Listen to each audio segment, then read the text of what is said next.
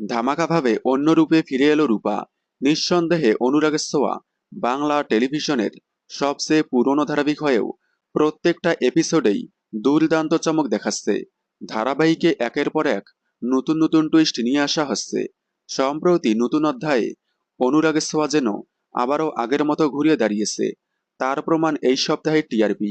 এক লাফে অনেকটা টিআরপি বেড়েছে অনুরাগের ছোঁয়ার। বোঝাই যাচ্ছে দর্শকেরা সাদরে গ্রহণ করেছে অনুরাগের ছোঁয়ার নতুন অধ্যায়। তবে নতুন অধ্যায় নেওয়ার পর বেশ কয়েকদিন হয়ে গেলেও এখনও দেখা যাচ্ছে না রূপাকে।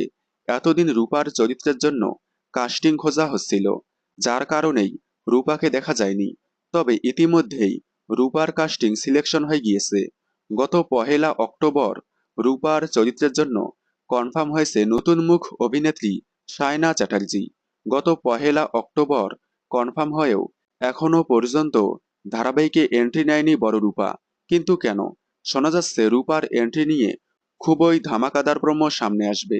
সম্প্রতি সামনে এসেছে দীপার সাথে সোনার নতুন সম্পর্কের প্রোমো।